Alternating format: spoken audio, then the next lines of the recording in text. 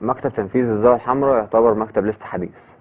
بالنسبة لي أنا كنت أصلا نائب مدير وحدة التدريب والتطوير في مكتب تنفيذ المواطن. الفكرة نفسها عجبتني هناك.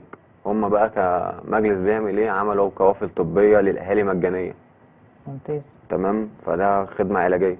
عملوا حاجات كانوا بيوزعوا من فترة زي قسايم شراء للأهالي، بيروحوا يشتروا من منافذ التموين مجانا، يعني بياخد القسيمة مجانا كده. طب الشباب اللي هي بتتطوع في العمل التطوعي لمجلس الشباب بيستفادوا ايه؟ بص، هو عموما انا ما بحبش، او احنا عموما ما بنحبش مثلا حد اللي هو داخل ينضم يقول انا هستفيد ايه من العمل التطوعي. ما انا عارفه، انا عاوزاك تشرح من انت العمل خبرتك. التطوعي مفروض انت داخله عشان تفيد مش تستفيد. هو اكيد بيستفيد خبره. هو بس بياخد برضه. انا بشوفها بقى انت مثلا هتكتسب ايه غير أيوة كلمه بالظبط. هتستفيد ايه.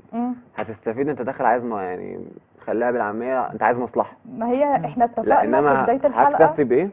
اه انت هتكتسب علاقات اجتماعيه. بالظبط. عكس اللي ان هي انت تبقى بتنمي انسان الكوميونيكيشن سكيل. عكس ان انت تبقى انسان منفصل عن الحياه. هتعرف ناس جديده، هترتبط بناس جديده، علاقات. يعني انا مثلا كشخص عادي انا عمري ما كنت هقابل وزير لو فضلت محل سر. اه انا واحد مش مؤهل تفتح عالي، ليك ابواب. بالظبط. خلتني ادخل اقابل وزير، اروح احضر اقابل نواب، اتربط، يعني بيبقى في علاقات كتير. غير ان هي بتكسر حاجز الخوف، بتدي ثقه في النفس.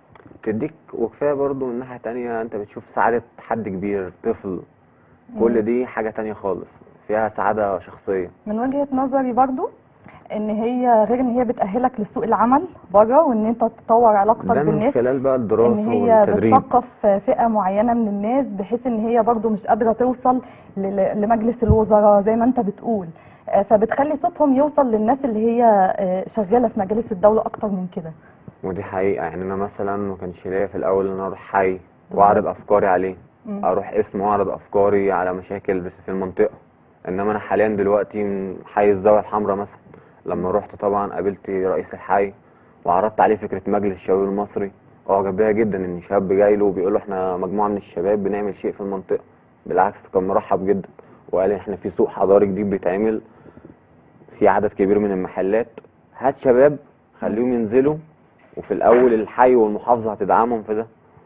طيب بخصوص بقى ان انت يعني هات شباب يشاركوا معاك، ايه بقى الخطوات بالظبط لو شاب عايز يروح يقدم او بنت او كده في العمل التطوعي؟ هاتنا بقى بالراحه، بدات ازاي ومشيت خطواتك واحده واحده ازاي عشان نبقى بس نوضح للساده المشاهدين الدنيا معاك ماشيه ازاي بالظبط في المجلس الشباب.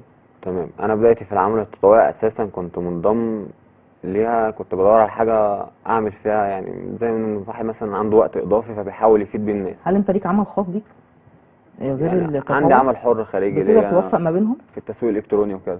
تمام، بتقدر توفق ما بين ده وده؟ اه. طب كويس، ممتاز. طب كلمني بقى عن فعاليات ابدأ بنفسك. تمام. فعالية ابدأ بنفسك هي عموما مش هتبقى فعالية واحدة زي اللي هي تمت، هتبقى على مجموعة طب فعاليات ايه اللي تمت قادمة. الأول؟ اللي تمت في الأول كنا عاملين زي مجموعة ملصقات، عبارة عن 10 ملصقات. كل ملصق كان بيتكلم عن مشكلة في البلد، أو مش في البلد عموما، مشكلة خاصة في المجتمع المصري. يعني مش البلد ملهاش علاقة بيه، زي مثلا لا للتحرش، مع ذكر مثلا حديث نبوي بيحرم ده. مثلا لا للمخدرات، مع مثلا ذكر ان المخدرات شربها انت بتحرق نفسك بنفسك، يعني انت اللي خدت الطريق ده. برضو كان من ضمنها الانتماء للوطن.